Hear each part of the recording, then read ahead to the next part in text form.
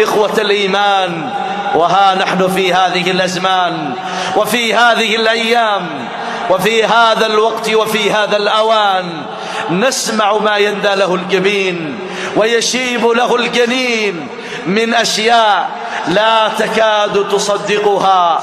ماذا فعل بشار وأبوه حافظ الأسد في أهل الإسلام في سوريا؟ يا الله يا الله، أمور والله لا تكاد أن تدخل لك بخلد، أشياء ما توقعتها وأنت تعلم إجرام الرافضة، ولكن ما تصورت هذا الإجرام، وأنت تعلم ظلم الرافضة ولكن ما توقعت هذا الظلم والظلام.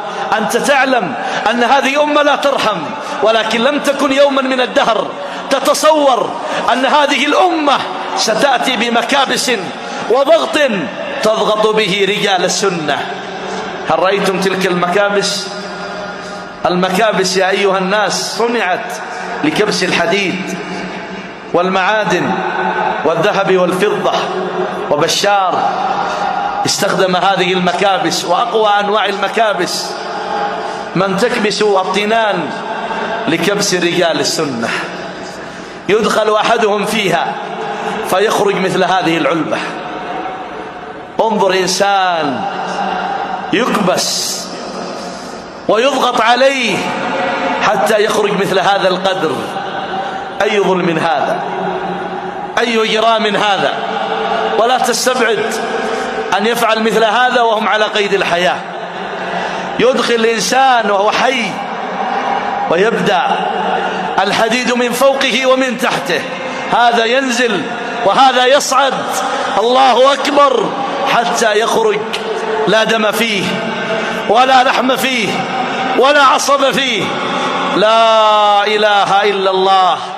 ما أعظم ذلك الظلم الذي فعله بشار، وما خرج يا أيها الناس قطرة من مطره، قطرة من مطره ما فعله بآل الإسلام.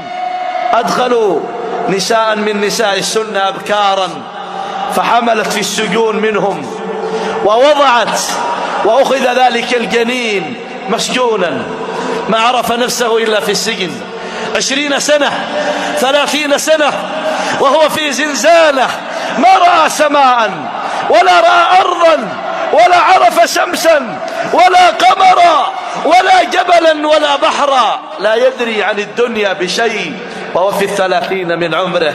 يا أيها الناس، ظلم وإجرام.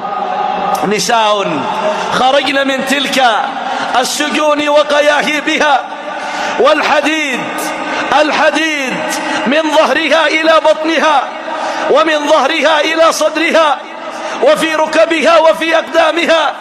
لا إله إلا الله. هلا قتلتم يا معشر الروافض وأرحتم هؤلاء المساكين؟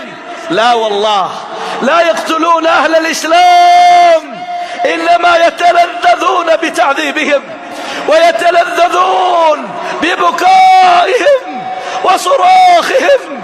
إنا لله وإنا إليه راجعون. أي أمة هذه الأمة؟ أي أمة هذه الأمة؟ يأخذون الأمواس فلا يدعون مكان بنانة في جسد ذلك السني إلا وقطعوه ليتصبب دما من كل مكان، ثم يأتون بالملح ويأتون بالأشياء التي يشتد بها ألمه.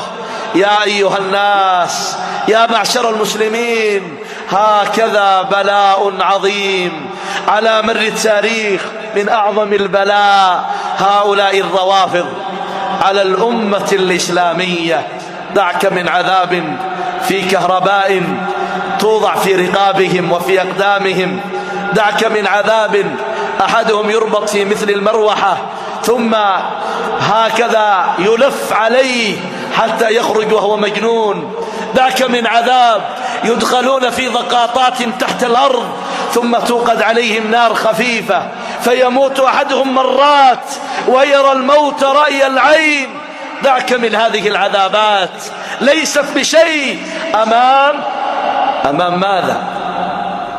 أمام مكابس والله كنا بالأمس نتكلم عن هذه العذابات، لكن جاء اليوم مثل هذه الأمور. هذا لو 50 سنة وهو في السجن، سجون تحت المطارات، سجون تحت الزفلت، سجون تحت الإدارات، وأنتم قد رأيتم هذا. أما ذكرتم كلام علماء السنة ومشايخها وهم يقولون الروافض أشد حقدا علينا من اليهود والنصارى؟ لا يعني أن اليهود ليسوا بحاقدين، لا.